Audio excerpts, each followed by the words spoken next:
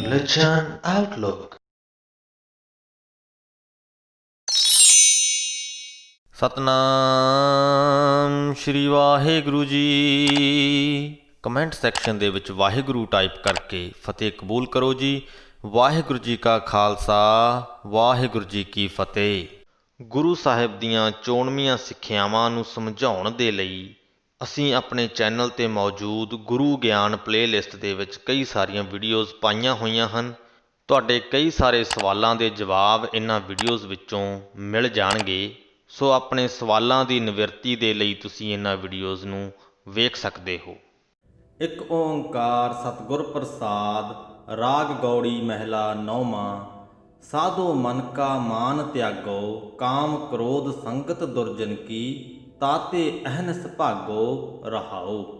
ਹੁਣ ਤੱਕ ਅਸੀਂ ਰਾਗ ਗੌੜੀ ਦੇ ਵਿੱਚ ਲਿਖੀ ਹੋਈ ਸ੍ਰੀ ਗੁਰੂ ਅਰਜਨ ਦੇਵ ਜੀ ਦੀ ਬਾਣੀ ਪੜ੍ਹ ਰਹੇ ਸਾਂ। ਇਸ ਸ਼ਬਦ ਤੋਂ ਸ੍ਰੀ ਗੁਰੂ ਤੇਗ ਬਹਾਦਰ ਜੀ ਦੀ ਰਚੀ ਹੋਈ ਬਾਣੀ ਨੂੰ ਅਸੀਂ ਪੜ੍ਹਨਾ ਹੈ। ਤੇ ਪਹਿਲੇ ਹੀ ਸ਼ਬਦ ਦੇ ਵਿੱਚ ਗੁਰੂ ਜੀ ਕਹਿੰਦੇ ਹਨ ਕਿ ਸਾਧੋ ਮਨ ਕਾ ਮਾਨ ਤਿਆਗੋ, ਕਿ ਹੇ ਸਾਧ ਜਨੋ, ਸੰਤ ਜਨੋ, ਆਪਣੇ ਮਨ ਦਾ ਹੰਕਾਰ ਛੱਡ ਦਿਓ। ਕਾਮ ਕ੍ਰੋਧ ਸੰਗਤ ਦੁਰਜਨ ਕੀ, ਦੁਰਜਨ ਤੋਂ ਭਾਵ ਭੈੜੇ ਮਨੁੱਖ, ਬੁਰੇ ਵਿਚਾਰਾਂ ਵਾਲੇ ਮਨੁੱਖ, ਕਿ ਕਾਮ ਅਤੇ ਕ੍ਰੋਧ ਵੀ ਭੈੜੇ ਮਨੁੱਖਾਂ ਦੀ ਸੰਗਤ ਵਰਗੇ ਹਨ। ਤਾਤੇ ਅਹਨਿਸ ਭਾਗੋ, ਇਸ ਕਰਕੇ ਇਹਨਾਂ ਤੋਂ ਦਿਨ ਰਾਤ ਭੱਜਣਾ ਚਾਹੀਦਾ ਹੈ, ਦਿਨ ਰਾਤ ਇਹਨਾਂ ਤੋਂ ਪਰੇ ਰਹਿਣਾ ਚਾਹੀਦਾ ਹੈ। ਸੁੱਖ ਦੁੱਖ ਦੋਨੋਂ ਸਮ ਕਰ ਜਾਣੈ, ਔਰ ਮਾਨ ਅਪਮਾਨਾ। ਜਿਹੜਾ ਮਨੁੱਖ ਸੁੱਖ ਅਤੇ ਦੁੱਖ ਨੂੰ, ਮਾਨ ਅਤੇ ਅਪਮਾਨ ਨੂੰ ਬਰਾਬਰ ਸਮਝਦਾ ਹੈ, ਦੋਨਾਂ ਦੇ ਵਿੱਚ ਕੋਈ ਭੇਦ ਨਹੀਂ ਸਮਝਦਾ, ਨਾ ਹੀ ਤਾਂ ਸੁੱਖ ਵੇਲੇ ਹੰਕਾਰਦਾ ਹੈ ਤੇ ਨਾ ਹੀ ਦੁੱਖ ਵੇਲੇ ਘਬਰਾਉਂਦਾ ਹੈ, ਨਾ ਹੀ ਉਹਨੂੰ ਇਸ ਗੱਲ ਨਾਲ ਕੋਈ ਫਰਕ ਪੈਂਦਾ ਹੈ ਕਿ ਕੋਈ ਉਸ ਦਾ ਆਦਰ ਕਰਕੇ ਜਾਂਦਾ ਹੈ, ਅਤੇ ਨਾ ਹੀ ਉਹਨੂੰ ਇਸ ਗੱਲ ਨਾਲ ਕੋਈ ਫਰਕ ਪੈਂਦਾ ਹੈ ਕਿ ਕੋਈ ਉਸ ਦਾ ਨਿਰਾਦਰ ਕਰਕੇ ਜਾਂਦਾ ਹੈ। ਅੱਗੇ ਗੁਰੂ ਜੀ ਕਹਿੰਦੇ ਹਨ ਕਿ ਹਰਖ ਸੋਗ ਤੇ ਰਹਿ ਅਤੀਤਾ, ਤਿੰਨ ਜਗ ਤਤ ਪਛਾਨਾ।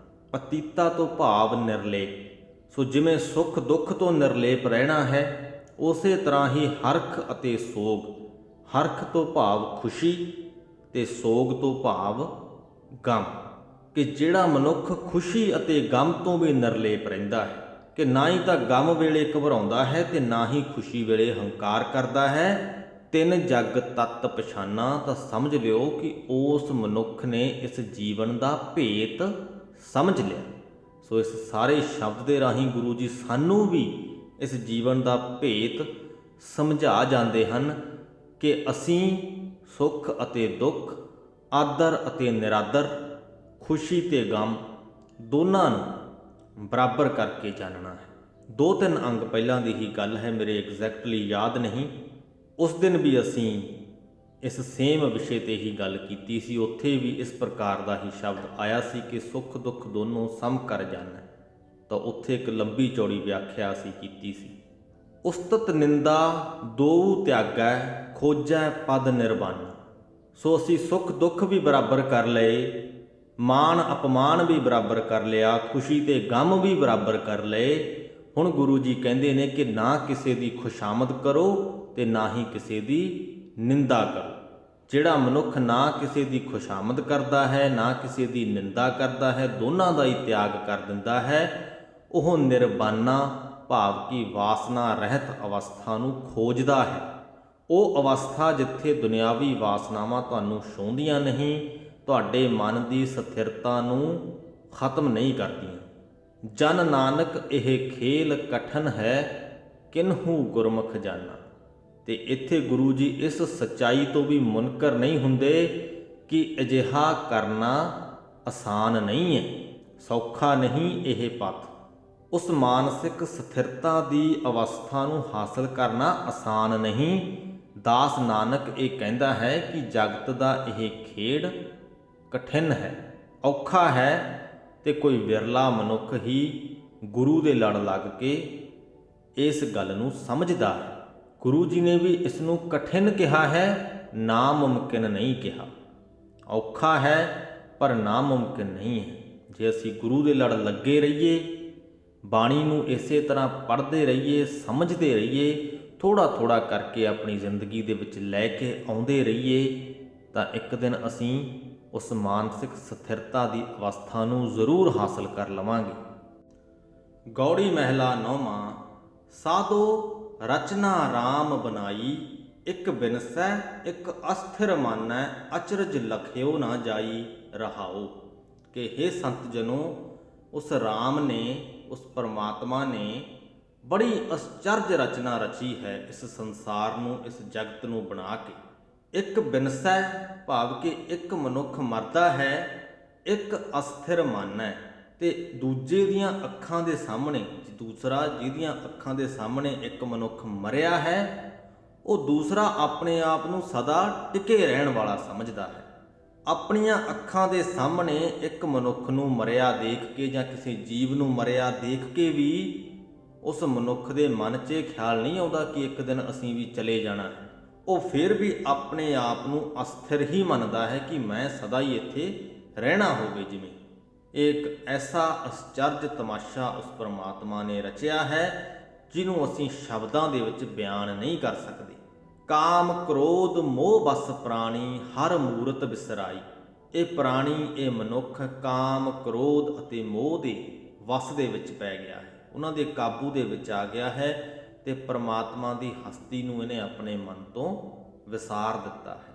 ਚੇਤੇ ਹੀ ਨਹੀਂ ਕਰਦਾ ਉਸ ਪਰਮਾਤਮਾ ਨੂੰ ਜਿਨਨੇ ਇਹ ਸਾਰੀ ਰਚਨਾ ਰਚੀ ਹੈ, ਉਹਦਾ ਖਿਆਲ ਵੀ ਇਹਦੇ ਮਨ ਵਿੱਚ ਨਹੀਂ ਆਉਂਦਾ। ਇੰਨਾ ਇਹ ਵਿਕਾਰਾਂ ਦੇ ਵਿੱਚ ਖੁੱਭਿਆ ਹੋਇਆ ਹੈ। ਝੂਠਾ ਤਨ ਸਾਚਾ ਕਰ ਮਾਨਿਓ, ਜਿਉ ਸੁਪਨਾ ਰਹਿ ਨਾਈ। ਜਿਵੇਂ ਨੀਂਦ ਦੇ ਵਿੱਚ ਸਾਨੂੰ ਸੁਪਨਾ ਆਉਂਦਾ ਹੈ ਤਾਂ ਸੁਪਨਾ ਬੜਾ ਸੱਚਾ ਸੱਚਾ ਲੱਗਦਾ ਹੈ। ਜਦੋਂ ਸੁੱਤੇ ਪਏ ਹੁੰਦੇ ਹਾਂ, ਸੁਪਨਾ ਆ ਰਿਹਾ ਹੈ ਤਾਂ ਉਸ ਵਕਤ ਉਹੀ ਸੱਚਾਈ ਲੱਗਦੀ ਹੈ। ਕਈ ਵਾਰ ਉਹ ਸੱਚਾਈ ਇੰਨੀ ਗੂੜੀ ਲੱਗਦੀ ਹੈ ਕਿ ਸੁਪਨੇ ਦੇ ਵਿੱਚ ਕਿਸੇ ਦੇ ਘਸੁੰਨ ਮਾਰਨਾ ਹੋਵੇ ਤਾਂ ਨਾਲ ਪਏ ਮਨੁੱਖ ਦੇ ਮਾਰ ਦਈਦਾ। ਗੁਰੂ ਜੀ ਕਹਿੰਦੇ ਕਿ ਜਿਵੇਂ ਰਾਤ ਨੂੰ ਸੁੱਤੇ ਹੋਏ ਨੂੰ ਮਨੁੱਖ ਨੂੰ ਉਹ ਸੁਪਨਾ ਵੀ ਅਸਲੀਅਤ ਵਰਗਾ ਲੱਗਦਾ ਹੈ, ਉਵੇਂ ਹੀ ਇਹ ਝੂਠੇ ਤਨ ਨੂੰ ਸੱਚ ਸਮਝ ਬੈਠਦਾ ਹੈ। ਝੂਠੇ ਤੋਂ ਭਾਵ ਕਿ ਜਿਹਨੇ ਸਦਾ ਕਾਇਮ ਨਹੀਂ ਰਹਿਣਾ ਇੱਥੇ, ਇਹ ਨਾਸਵੰਤ ਹੈ। ਝੂਠੇ ਤੋਂ ਭਾਵ ਕਿ ਨਾਸਵੰਤ ਤਨ ਨੂੰ ਇਹ ਮਨੁੱਖ ਸੱਚਾ ਮੰਨਦਾ ਹੈ, ਸਦਾ ਕਾਇਮ ਰਹਿਣ ਵਾਲਾ ਮੰਨ ਬੈਠਦਾ ਹੈ। ਜੋ ਦੀਸੈ ਸੋ ਸਗਲ ਵਿਨਾਸੈ, ਜਿਉ ਬਾਦਰ ਕੀ ਛਾਈ। ਇਸ ਦੁਨੀਆ ਦੇ ਵਿੱਚ ਆਪਣੀਆਂ ਅੱਖਾਂ ਦੇ ਨਾਲ ਸਾਨੂੰ ਜੋ ਕੁਝ ਵੀ ਨਜ਼ਰ ਆ ਰਿਹਾ ਹੈ, ਸਭ ਕੁਝ ਵਿਨਾਸ਼ ਯੋਗ ਹੈ। ਕੁਝ ਵੀ ਸਦਾ ਟਿਕੇ ਰਹਿਣ ਵਾਲਾ ਨਹੀਂ ਹੈ। ਆਪਣਾ ਆਪਣਾ ਸਮਾਂ ਆਉਣ ਤੇ ਹਰ ਚੀਜ਼ ਨੇ ਖਤਮ ਹੋ ਜਾਣਾ ਹੈ। ਜਿਵੇਂ ਬੱਦਲ ਦੀ ਛਾਂ, ਇਹ ਸਭ ਚੀਜ਼ਾਂ ਉਸ ਪ੍ਰਕਾਰ ਨੇ। ਜਨ ਨਾਨਕ ਜਗ ਜਾਣਿਓ ਮਿਥਿਆ, ਰਹਿਓ RAM ਸਰਨਾਈ। ਹੇ ਦਾਸ ਨਾਨਕ, ਜਿਸ ਮਨੁੱਖ ਨੇ ਇਸ ਜਗਤ ਨੂੰ ਨਾਸਵੰਤ ਸਮਝ ਲਿਆ, ਉਹ ਸਦਾ ਉਸ ਪਰਮਾਤਮਾ ਦੀ ਸ਼ਰਨ ਦੇ ਵਿੱਚ ਰਹਿੰਦਾ ਹੈ। ਉਹ ਕੋਈ ਮੇਰ ਤੇਰ ਨਹੀਂ ਕਰਦਾ। ਉਹ ਸਭ ਕਾਸੇ ਨੂੰ ਉਸ ਪਰਮਾਤਮਾ ਦੀ ਰਚਨਾ ਸਮਝਦਾ ਹੈ ਤੇ ਆਪਣੇ ਆਪ ਨੂੰ ਉਹਦੀ ਰਜ਼ਾ ਦੇ ਵਿੱਚ ਮਹਿਸੂਸ ਕਰਦਾ ਹੈ। ਗੌੜੀ ਮਹਿਲਾ ਨੌਵਾਂ। ਪ੍ਰਾਨੀ ਕਉ ਹਰ ਜਸ ਮਨ ਨਹੀਂ ਆਵੈ, ਅਹਨਸ ਮਗਨ ਰਹਿ ਮਾਇਆ ਮੈਂ, ਕਹੋ ਕੈਸੇ ਗੁਣ ਗਾਵੈ ਰਹਾਓ। ਕਿ ਇਹ ਜੋ ਮਨੁੱਖ ਹੈ ਦਿਨ ਰਾਤ ਮਾਇਆ ਦੇ ਮੋਹ ਵਿੱਚ ਹੀ ਡੁੱਬਾ ਹੋਇਆ ਹੈ, ਮਾਇਆ 'ਚ ਤਾਂ ਮਸਤ ਰਹਿੰਦਾ ਹੈ, ਤਾਂ ਉਸ ਪਰਮਾਤਮਾ ਦੇ ਗੁਣ ਕਿਵੇਂ ਗਾ ਸਕਦਾ ਹੈ? ਜਦ ਮਨ ਦੇ ਵਿੱਚ ਮਾਇਆ ਤੋਂ ਇਲਾਵਾ ਹੋਰ ਕੋਈ ਖਿਆਲ ਹੀ ਨਹੀਂ ਆਉਂਦਾ ਤਾਂ ਉਸ ਪਰਮਾਤਮਾ ਦਾ ਖਿਆਲ ਕਿਵੇਂ ਆ ਸਕਦਾ ਹੈ? ਕਿਵੇਂ ਉਸ ਮਨੁੱਖ ਦੇ ਮਨ ਦੇ ਵਿੱਚ ਉਸ ਪਰਮਾਤਮਾ ਦੀ ਸਿਫਤ ਸਲਾਹ ਵਸ ਸਕਦੀ ਹੈ? ਕੋਈ ਸੰਭਾਵਨਾ ਹੀ ਨਹੀਂ ਹੈ। ਜਦੋਂ ਤੁਸੀਂ ਦਿਨ ਰਾਤ ਸਿਰਫ ਦੁਨਿਆਵੀ ਸੰਸਾਰ ਦੇ ਬਾਰੇ 'ਚ ਹੀ ਸੋਚਦੇ ਰਹਿੰਦੇ ਹੋ, ਜਿਸ ਨੇ ਇਹ ਦੁਨਿਆਵੀ ਸੰਸਾਰ ਬਣਾਇਆ ਹੈ ਉਹਦਾ ਖਿਆਲ ਮਨ ਦੇ ਵਿੱਚ ਨਹੀਂ ਲੈ ਕੇ ਆਉਂਦੇ, ਤਾਂ ਉਹਦੀ ਸਿਫਤ ਸਲਾਹ ਤੁਹਾਡੇ ਮਨ ਦੇ ਵਿੱਚ ਕਿਵੇਂ ਵਸ ਸਕਦੀ ਹੈ? ਪੂਤ ਮੀਤ ਮਾਇਆ ਮਮਤਾ ਸਿਓ, ਇਹ ਵਿਦ ਆਪ ਬੰਧਾਵੈ। ਮਨੁੱਖ ਸਦਾ ਆਪਣੇ ਪੁੱਤਰ, ਆਪਣੇ ਮਿੱਤਰ, ਆਪਣੀ ਮਾਇਆ, ਆਪਣੀ ਮਾਂ, ਆਪਣੀਆਂ ਮਲਕੀਅਤਾਂ ਦੇ ਬਾਰੇ ਵਿੱਚ ਸੋਚਦਾ ਰਹਿੰਦਾ ਹੈ ਤੇ ਅਜਿਹਾ ਕਰਕੇ ਉਹ ਆਪਣੇ ਆਪ ਨੂੰ ਆਪ ਹੀ ਇਹਨਾਂ ਸਭ ਦੇ ਮੋਹ ਦੇ ਬੰਧਨ ਵਿੱਚ ਬੰਨ੍ਹੀ ਰੱਖਦਾ ਹੈ। ਕਿਸੇ ਚੀਜ਼ ਦੇ ਬਾਰੇ 'ਚ ਤੁਸੀਂ ਜਿੰਨਾ ਸੋਚੋਗੇ, ਜਿੰਨਾ ਖਾਸ ਕਰਕੇ ਇਹ ਸੋਚੋਗੇ ਕਿ ਉਹ ਤੁਹਾਡੀ ਹੈ, ਤੁਸੀਂ ਓਨਾ ਹੀ ਉਹਦੇ ਮੋਹ ਵਿੱਚ ਪੈਂਦੇ ਜਾਓਗੇ। ਜੇ ਤੁਸੀਂ ਪ੍ਰਮਾਤਮਾ ਬਾਰੇ ਸੋਚਣ ਲੱਗ ਜਾਓ ਤਾਂ ਤੁਹਾਡਾ ਮੋਹ ਉਸ ਪ੍ਰਮਾਤਮਾ ਨਾਲ ਪੈ ਜਾਏਗਾ। ਜੇਕਰ ਤੁਸੀਂ ਇਸ ਗੱਲ ਨੂੰ ਆਪਣੀ ਸੋਝੀ ਦੇ ਵਿੱਚ ਪੱਕੀ ਕਰ ਲਵੋ ਤੇ ਜਦ ਵੀ ਤੁਹਾਨੂੰ ਲੱਗੇ ਕਿ ਤੁਸੀਂ ਦੁਨਿਆਵੀ ਸੰਸਾਰ ਦੇ ਬਾਰੇ 'ਚ ਬਹੁਤ ਜ਼ਿਆਦਾ ਸੋਚ ਰਹੇ ਹੋ ਤਾਂ ਆਪਣੀ ਚੇਤਨਾ ਨੂੰ ਵਰਤਦੇ ਹੋਏ ਇੱਕ ਵਾਰ ਆਪਣੇ ਮਨ ਦੇ ਵਿੱਚ ਇਹ ਗੱਲ ਜ਼ਰੂਰ ਦੁਹਰਾਓ ਕਿ ਇਹ ਦੁਨਿਆਵੀ ਚੀਜ਼ਾਂ ਦੇ ਬਾਰੇ ਜਿਹੜੀਆਂ ਦੇ ਬਾਰੇ 'ਚ ਮੈਂ ਸੋਚ ਰਿਹਾ ਹਾਂ ਇਹ ਉਸ ਪ੍ਰਮਾਤਮਾ ਨੇ ਬਣਾਈਆਂ ਨੇ ਤੇ ਉਸ ਪ੍ਰਮਾਤਮਾ ਨੇ ਮੈਨੂੰ ਬਖਸ਼ੀਆਂ ਨੇ। ਅਜਿਹਾ ਕਰਕੇ ਹੌਲੀ ਹੌਲੀ ਸਾਡਾ ਜੋ ਮੋਹ ਹੈ ਉਹ ਦੁਨਿਆਵੀ ਚੀਜ਼ਾਂ ਨੂੰ ਛੱਡ ਕੇ ਉਹਨਾਂ ਚੀਜ਼ਾਂ ਨੂੰ ਬਣਾਉਣ ਵਾਲੇ ਦੇ ਨਾਲ ਬਣ ਜਾਏਗਾ। ਮਿਰਗ ਤ੍ਰਿਸ਼ਨਾ ਜੋ ਝੂਠੋ ਇਹ ਜਗ ਦੇਖ ਤਾਸ ਉਠ ਧਾਵੈ। ਇਹ ਜੋ ਜਗ ਹੈ, ਇਹ ਜੋ ਜਹਾਨ ਹੈ, ਮਿਰਗ ਤ੍ਰਿਸ਼ਨਾ ਵਰਗਾ ਹੈ। ਮੈਨੂੰ ਉਮੀਦ ਹੈ ਕਿ ਤੁਹਾਨੂੰ ਸਭਨਾਂ ਨੂੰ ਪਤਾ ਹੋਏਗਾ ਕਿ ਮਿਰਗ ਤ੍ਰਿਸ਼ਨਾ ਕੀ ਹੁੰਦੀ ਹੈ।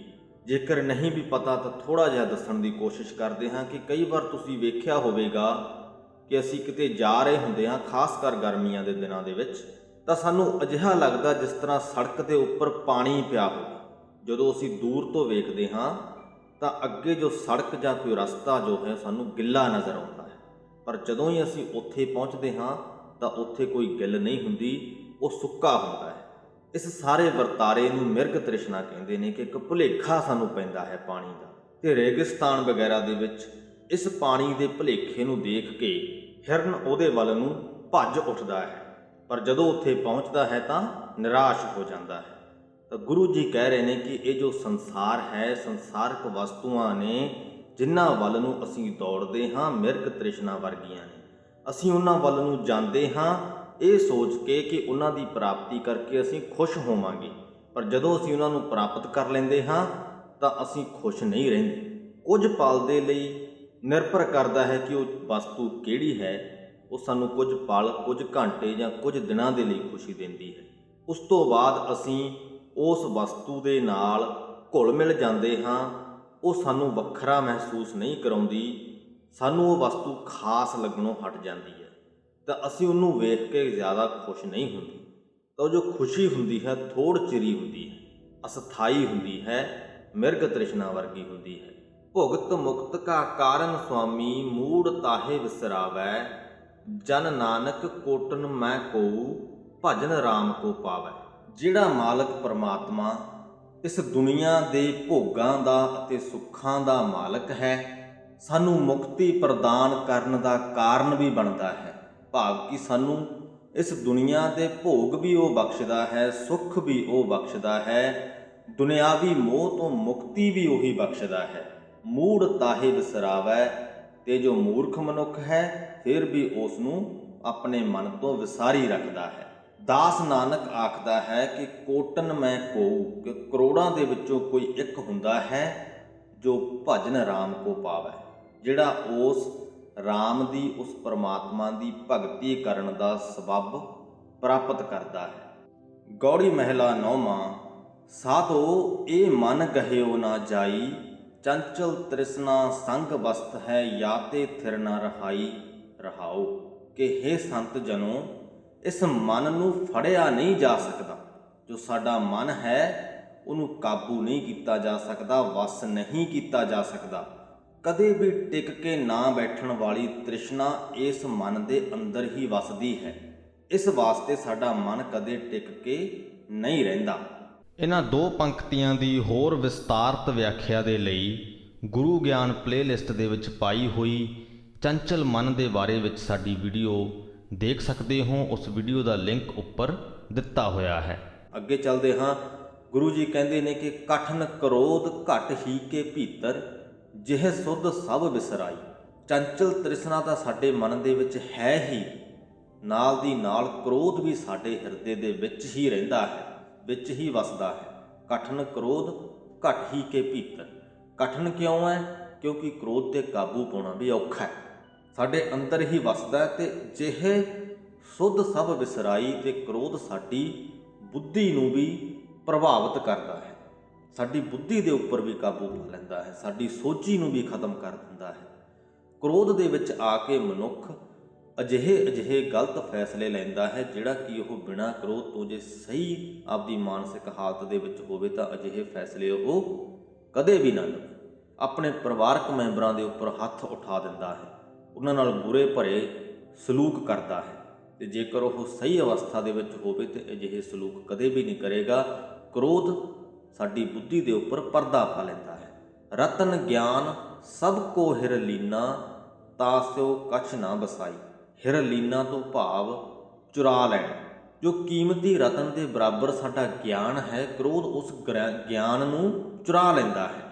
ਤੇ ਜਦੋਂ ਸਾਡਾ ਗਿਆਨ ਹੀ ਚੁਰਾਇਆ ਗਿਆ, ਸਾਡੀ ਕੋਈ ਨਹੀਂ ਜਾਂਦੀ, ਅਸੀਂ ਸੋਚ ਹੀ ਨਹੀਂ ਪਾਉਂਦੇ ਚੰਗਾ ਮਾੜਾ, ਤੇ ਕ੍ਰੋਧ ਦੇ ਵੱਸ ਪੈ ਕੇ ਅਸੀਂ ਕੁਝ ਗਲਤ ਕੰਮ ਚੱਕ ਬੈਠਦੇ ਹਾਂ। ਜੋਗੀ ਯਤਨ ਕਰਤ ਸਭ ਹਾਰੇ, ਗੁਣੀ ਰਹੇ ਗੁਣ ਗਾਈ। ਆਪਣੇ ਮਨ ਨੂੰ ਵੱਸ ਕਰਨ ਦੀਆਂ ਕੋਸ਼ਿਸ਼ਾਂ ਕਰਦੇ ਹੋਏ ਜੋਗੀ ਹਾਰ ਗਏ, ਕਾਬੂ ਨਹੀਂ ਕਰ ਪਾਏ, ਕਿਉਂਕਿ ਉਹ ਜੋ ਕਰਨ ਦੀ ਕੋਸ਼ਿਸ਼ ਕਰ ਰਹੇ ਹਨ ਉਹ ਕੁਦਰਤ ਦੇ ਨਿਯਮ ਦੇ ਉਲਟ ਹੈ। ਅਸੀਂ ਆਪਣੇ ਮਨ ਦੇ ਵਿੱਚ ਖਿਆਲਾਂ ਨੂੰ ਆਉਣ ਤੋਂ ਰੋਕ ਨਹੀਂ ਸਕਦੇ। ਇੱਥੇ ਇੱਕ ਹੋਰ ਪਤੇ ਦੀ ਗੱਲ ਤੁਹਾਨੂੰ ਦੱਸ ਦੇਣੀ ਚਾਹੁੰਦੇ ਹਾਂ ਕਿ ਸਾਡਾ ਵਾਤਾਵਰਨ ਵੀ ਸਾਡੇ ਖਿਆਲਾਂ ਨੂੰ ਕਾਫੀ ਪ੍ਰਭਾਵਿਤ ਕਰਦਾ ਹੈ। ਸਾਡੇ ਮਨ ਦੇ ਵਿੱਚ ਕਿੰਨੇ ਖਿਆਲ ਆਉਣੇ ਨੇ, ਉਹਨਾਂ 'ਤੇ ਸਾਡੇ ਵਾਤਾਵਰਨ ਦਾ ਕਾਫੀ ਅਸਰ ਹੁੰਦਾ ਹੈ।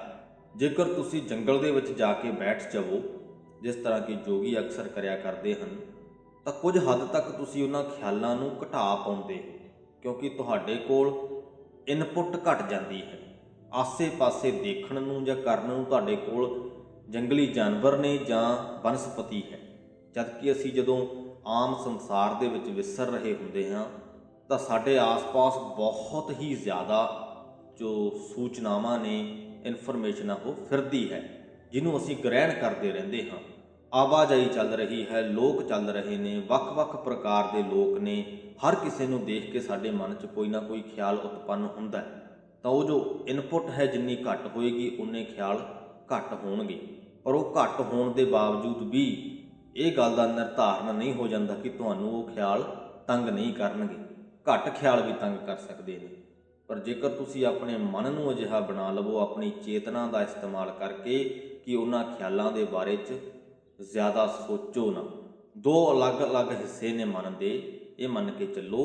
ਇੱਕ ਦੇ ਵਿੱਚ ਇਨਪੁੱਟ ਆ ਰਹੀ ਹੈ, ਉਹ ਖਿਆਲ ਆ ਰਹੇ ਨੇ, ਜਾ ਰਹੇ ਨੇ, ਆ ਰਹੇ ਨੇ, ਜਾ ਰਹੇ ਨੇ। ਆਪਣੀ ਚੇਤਨਾ ਨੂੰ ਵਰਤ ਕੇ ਤੁਸੀਂ ਉਸ ਹਿੱਸੇ ਦੇ ਵਿੱਚੋਂ ਕੁਝ ਖਿਆਲਾਂ ਨੂੰ ਚੱਕ ਲੈਂਦੇ। ਉਹ ਹੁਣ ਕਿਹੜੇ ਖਿਆਲ ਉੱਥੋਂ ਚੱਕਣੇ ਨੇ ਤੁਹਾਡੀ ਚੇਤਨਾ 'ਤੇ ਨਿਰਭਰ ਕਰਦਾ ਹੈ, ਅਤੇ ਉਹਨਾਂ ਨੂੰ ਚੱਕ ਕੇ ਅੱਗੇ ਉਹਨਾਂ ਦੇ ਬਾਰੇ ਮਹਿਸੂਸ ਕੀ ਕਰਨਾ ਇਹ ਵੀ ਤੁਹਾਡੀ ਚੇਤਨਾ 'ਤੇ ਨਿਰਭਰ ਕਰਦਾ। ਤਾਂ ਤੁਸੀਂ ਆਪਣੀ ਚੇਤਨਾ ਨੂੰ ਮਜ਼ਬੂਤ ਬਣਾ ਸਕਦੇ ਹੋ ਗੁਰੂ ਦੇ ਲੜ ਲੱਗ ਕੇ, ਪਰਮਾਤਮਾ ਦੇ ਲੜ ਲੱਗ ਕੇ, ਉਹਦੇ ਨਾਲ ਸਾਂਝ ਕਾਇਮ ਕਰਕੇ। ਇਹ ਅਸੀਂ ਕੋਸ਼ਿਸ਼ ਕਰਨੀ ਹੈ, ਖਿਆਲਾਂ ਨੂੰ ਆਉਣ ਤੋਂ ਨਹੀਂ ਰੋਕਣਾ। ਜੋ ਦੂਸਰੀ ਗੱਲ ਗੁਰੂ ਜੀ ਨੇ ਕਹੀ ਕਿ ਗੁਣੀ ਰਹੇ ਗੁਣ ਗਾਈ, ਕਿ ਜੋ ਵਿਦਵਾਨ ਲੋਕ ਨੇ ਉਹ ਆਪਣੀ ਵਿੱਦਿਆ ਦੀਆਂ ਵਡਿਆਈਆਂ ਕਰ ਕਰ ਥੱਕ ਗਏ, ਪਰ ਮਨ ਦੇ ਵਿੱਚ ਆਉਣ ਵਾਲੇ ਖਿਆਲਾਂ ਨੂੰ ਕਾਬੂ ਨਹੀਂ ਕਰ ਸਕੇ। ਜਨ ਨਾਨਕ ਹਰਿ ਭਏ ਦਇਆਲਾ, ਤਉ ਸਭ ਵਿਦ ਬਨ ਆਈ। ਹੇ ਦਾਸ ਨਾਨਕ, ਜਦੋਂ ਪਰਮਾਤਮਾ ਦਇਆਵਾਨ ਹੁੰਦਾ ਹੈ ਕਿਸੇ ਮਨੁੱਖ ਦੇ ਉੱਪਰ, ਤਾਂ ਉਹਨੂੰ ਇੰਨੀ ਸੋਝੀ ਬਖਸ਼ ਦਿੰਦਾ ਹੈ ਕਿ ਉਹਨਾਂ ਖਿਆਲਾਂ ਦੇ ਬਾਰੇ 'ਚ ਉਹਨੇ ਸੋਚਣਾ ਕੀ ਹੈ ਅਤੇ ਉਹਨਾਂ 'ਤੇ ਐਕਸ਼ਨ ਕਿਸ ਤਰ੍ਹਾਂ ਦਾ ਲੈਣਾ ਹੈ। ਕਿਹੜੇ ਖਿਆਲਾਂ ਨੂੰ ਉਹਨੇ ਫਿਲਟਰ ਕਰਕੇ ਬਾਹਰ ਕੱਢ ਦੇਣਾ ਹੈ ਅਤੇ ਕਿਹੜਿਆਂ ਨੂੰ ਉਹਨੇ ਵਿੱਚੋਂ ਚੱਕ ਕੇ ਅਤੇ ਉਹਨਾਂ ਦੇ ਉੱਤੇ ਕੋਈ ਐਕਸ਼ਨ ਲੈਣਾ ਹੈ। ਗੌੜੀ ਮਹਿਲਾ 9ਵਾਂ। ਸਾਧੋ ਗੋਬਿੰਦ ਕੇ ਗੁਣ ਗਾਵੋ, ਮਾਨਸ ਜਨਮ ਅਮੋਲਕ ਪਾਇਓ, ਬਿਰਥਾ ਕਾਹੇ ਗਵਾਵੋ ਰਹਾਓ। ਹੇ ਸੰਤ ਜਨੋ, ਉਸ ਪਰਮਾਤਮਾ ਦੇ ਗੁਣ ਗਾਉਂਦੇ ਰਿਹਾ ਕਰੋ। ਇਹ ਮਨੁੱਖਾ ਜਨਮ ਬਹੁਤ ਅਨਮੋਲ ਹੈ ਜੋ ਤੁਹਾਨੂੰ ਮਿਲਿਆ ਹੈ, ਇਹਨੂੰ ਅਜਾਈਂ ਕਿਉਂ ਗਵਾ ਰਹੇ ਹੋ, ਬਿਰਥਾ ਕਿਉਂ ਗਵਾ ਰਹੇ ਹੋ। ਪਤਿਤ ਪੁਨੀਤ ਦੀਨ ਬੰਧ, ਹਰ ਸਰਨ ਤਾਹੇ ਤੁਮ ਆਵੋ। ਜਿਹੜਾ ਪਰਮਾਤਮਾ ਵਿਕਾਰਾਂ ਦੇ ਵਿੱਚ ਪਤਿਤ ਹੋਏ ਮਨੁੱਖਾਂ ਨੂੰ ਪਵਿੱਤਰ ਕਰਨ ਦੀ ਸਮਰੱਥਾ ਰੱਖਦਾ ਹੈ, ਜਿਹੜਾ ਦੀਨ ਬੰਧ ਹੈ ਭਾਵ ਕਿ ਗਰੀਬਾਂ ਦਾ ਸਹਾਈ ਹੈ, ਤੁਸੀਂ ਵੀ ਉਹਦੀ ਸ਼ਰਨ ਦੇ ਵਿੱਚ ਆ ਪਵੋ। ਹਰ ਸਰਨ ਤਾਹੇ ਤੁਮ ਆਵੋ। ਗਜ ਕੋ ਤਰਾਸ ਮਿਟਿਓ ਜਿਹ ਸਿਮਰਤ, ਤੁਮ ਕਾਹੇ ਵਿਸਰਾਵੋ। ਜਿਹਦਾ ਸਿਮਰਨ ਕੀਤਿਆਂ ਹਾਥੀ ਦਾ ਡਰ ਮਿਟ ਗਿਆ ਸੀ, ਤੁਸੀਂ ਉਹਨੂੰ ਕਿਉਂ ਵਿਸਾਰ ਰਹੇ ਹੋ, ਤੁਸੀਂ ਉਹਨੂੰ ਕਿਉਂ ਮਨ ਦੇ ਵਿੱਚੋਂ ਭੁਲਾ ਰਹੇ ਹੋ। ਇਹ ਜੋ ਹਾਥੀ ਦੇ ਡਰ ਮਿਟਣ ਦਾ ਜ਼ਿਕਰ ਗੁਰੂ ਜੀ ਨੇ ਕੀਤਾ ਹੈ, ਇਹ ਭਗਵਤ ਗੀਤਾ ਦੇ ਵਿੱਚ ਦਰਜ ਇੱਕ ਕਹਾਣੀ ਹੈ, ਇੱਕ ਬਿਰਤਾਂਤ ਹੈ। ਇਸ ਨੂੰ ਅਸੀਂ ਅਲੱਗ ਵੀਡੀਓ ਦੇ ਵਿੱਚ ਜ਼ਰੂਰ ਬਿਆਨ ਕਰਦੇ ਹਾਂ। ਇਹ ਵੀਡੀਓ ਨਹੀਂ ਤੇ ਕਾਫੀ ਲੰਬੀ ਹੋ ਜਾਵੇਗੀ। ਉਹ ਵੀਡੀਓ ਜਦ ਅਪਲੋਡ ਕੀਤੀ ਤਾਂ ਉਹਦਾ ਲਿੰਕ ਪਹਿਲੇ ਕਮੈਂਟ ਦੇ ਵਿੱਚ ਅਸੀਂ ਪਾ ਦੇਵਾਂਗੇ। ਅੱਗੇ ਗੁਰੂ ਜੀ ਕਹਿੰਦੇ ਹਨ ਕਿ ਤਜ ਅਭਿਮਾਨ ਮੋਹ ਮਾਇਆ ਫੁਨ ਭਜਨ ਰਾਮ ਚਿਤ ਲਾਵੋ, ਕਿ ਹੇ ਭਾਈ, ਹੇ ਸੰਤ ਜਨੋ, ਆਪਣਾ ਅਭਿਮਾਨ, ਆਪਣਾ ਹੰਕਾਰ ਦੂਰ ਕਰਕੇ, ਮਾਇਆ ਦਾ ਮੋਹ ਦੂਰ ਕਰਕੇ ਉਸ ਪ੍ਰਮਾਤਮਾ ਦੇ ਭਜਨ ਦੇ ਵਿੱਚ ਆਪਣਾ ਚਿੱਤ ਲਾਓ। ਨਾਨਕ ਕਹਿਤ ਮੁਕਤ ਪੰਥ ਇਹੋ, ਗੁਰਮੁਖ ਹੋਏ ਤੁਮ ਪਾਵੋ। ਨਾਨਕ ਆਖਦਾ ਹੈ ਕਿ ਅਸਲੀ ਮੁਕਤੀ ਦਾ ਪੰਥ ਇਹੀ ਹੈ, ਵਿਕਾਰਾਂ ਤੋਂ ਖਲਾਸੀ ਪ੍ਰਾਪਤ ਕਰਨ ਦਾ ਇਹੀ ਰਸਤਾ ਹੈ। ਪਰ ਇਹ ਗੱਲ ਤੁਹਾਨੂੰ ਗੁਰੂ ਦੀ ਸ਼ਰਨ ਦੇ ਵਿੱਚ ਪੈ ਕੇ ਹੀ ਸਮਝ ਲੱਗ ਸਕਦੀ ਹੈ। ਇਹ ਰਸਤਾ ਜੋ ਹੈ ਤੁਸੀਂ ਗੁਰੂ ਦੀ ਸ਼ਰਨ ਪੈ ਕੇ ਹੀ ਬੁੱਝ ਸਕਦੇ ਹੋ। ਸੋ ਇਸ ਦੇ ਨਾਲ ਹੀ ਸ੍ਰੀ ਗੁਰੂ ਗ੍ਰੰਥ ਸਾਹਿਬ ਜੀ ਦੇ 219ਵੇਂ ਅੰਗ ਦੀ ਬਾਣੀ ਦੀ ਵਿਆਖਿਆ ਦੀ ਸਮਾਪਤੀ ਹੁੰਦੀ ਹੈ ਜੀ। ਅੱਜ ਦੀ ਇਸ ਬਾਣੀ ਦੇ ਵਿੱਚੋਂ 2 ਹੋਰ ਵੀਡੀਓਜ਼ ਨਿਕਲ ਕੇ ਆਈਆਂ ਨੇ ਜੋ ਕਿ ਅਪਲੋਡ ਕਰ ਦਿੱਤੀਆਂ ਗਈਆਂ ਹਨ ਤੇ ਉਹਨਾਂ ਦੇ ਲਿੰਕ ਵੀ ਇਸ ਵੀਡੀਓ ਦੇ ਰਾਹੀਂ ਤੁਹਾਨੂੰ ਦੇ ਦਿੱਤੇ ਗਏ ਹਨ। ਅੱਜ ਦੀ ਬਾਣੀ ਦੀ ਵਿਆਖਿਆ ਨੂੰ ਨਿਰੰਤਰ ਰੱਖਣ ਦੇ ਲਈ ਉਹਨਾਂ ਵੀਡੀਓਜ਼ ਨੂੰ ਜ਼ਰੂਰ ਵੇਖਿਓ। ਬਾਕੀ ਇਹਨਾਂ 2 ਗੱਲਾਂ ਤੋਂ ਬਿਨਾਂ ਇੱਕ ਮਿਰਗ ਤ੍ਰਿਸ਼ਨਾ ਦੀ ਉਦਾਹਰਣ ਜੋ ਗੁਰੂ ਤੇਗ ਬਹਾਦਰ ਜੀ ਨੇ ਸਾਨੂੰ ਦਿੱਤੀ ਕਿ ਕਿਸ ਪ੍ਰਕਾਰ ਇਹ ਜੋ ਸੰਸਾਰ ਹੈ ਜਾਂ ਸੰਸਾਰਕ ਵਸਤਾਂ ਤੋਂ ਮਿਲਣ ਵਾਲੀ ਖੁਸ਼ੀ ਹੈ, ਮਿਰਗ ਤ੍ਰਿਸ਼ਨਾ ਵਰਗੀ ਹੁੰਦੀ ਹੈ, ਸਥਾਈ ਨਹੀਂ ਹੁੰਦੀ, ਥੋੜ੍ਹ ਚਿਰ ਹੁੰਦੀ ਹੈ। ਸੁੱਖ ਅਤੇ ਦੁੱਖ, ਮਾਣ ਅਪਮਾਨ ਨੂੰ ਇੱਕ ਕਰਕੇ ਜਾਣਨ ਦੀ ਗੱਲ ਵੀ ਇਸ ਅੰਗ ਦੀ ਬਾਣੀ ਦੇ ਵਿੱਚ ਸਾਨੂੰ ਫਿਰ ਤੋਂ ਸਿੱਖਣ ਨੂੰ ਮਿਲੀ ਹੈ। ਤੇ ਕ੍ਰੋਧ ਕਿਸ ਪ੍ਰਕਾਰ ਸਾਡੀ ਮਾਨਸਿਕਤਾ ਦੇ ਉੱਪਰ ਪਰਦਾ ਪਾ ਕੇ ਸਾਡੇ ਗਿਆਨ ਨੂੰ ਚੁਰਾ ਲੈਂਦਾ ਹੈ, ਉਹਦੀ ਵੀ ਗੱਲ ਹੋਈ ਹੈ। ਸੋ ਉਮੀਦ ਕਰਦੇ ਹਾਂ ਇਹ ਸਾਰੀਆਂ ਸਿੱਖਿਆਵਾਂ ਤੁਹਾਡੇ ਮਨ ਦੇ ਵਿੱਚ ਘਰ ਕਰ ਗਈਆਂ ਹੋਣਗੀਆਂ। ਸਾਨੂੰ ਚਾਹੀਦਾ ਹੈ ਕਿ ਇਹਨਾਂ ਸਿੱਖਿਆਵਾਂ ਨੂੰ ਵੱਧ ਤੋਂ ਵੱਧ ਲੋਕਾਂ ਦੇ ਤੱਕ ਅਸੀਂ ਲੈ ਕੇ ਜਾਈਏ ਤੇ ਅਜਿਹਾ ਕਰਨ ਦੇ ਵਿੱਚ ਤੁਸੀਂ ਜੋ ਵੀ ਆਪਣਾ ਯੋਗਦਾਨ ਪਾ ਸਕਦੇ ਹੋ, ਵੀਡੀਓ ਨੂੰ ਸ਼ੇਅਰ ਕਰਕੇ ਉਹ ਜ਼ਰੂਰ ਪਾਇਓ। ਇਸ ਬੇਨਤੀ ਦੇ ਨਾਲ ਹੀ ਅੱਜ ਦੀ ਵੀਡੀਓ ਦੀ ਸਮਾਪਤੀ ਕਰਦੇ ਹਾਂ ਜੀ। ਵਾਹਿਗੁਰੂ ਜੀ ਕਾ ਖਾਲਸਾ, ਵਾਹਿਗੁਰੂ ਜੀ ਕੀ ਫਤਿਹ।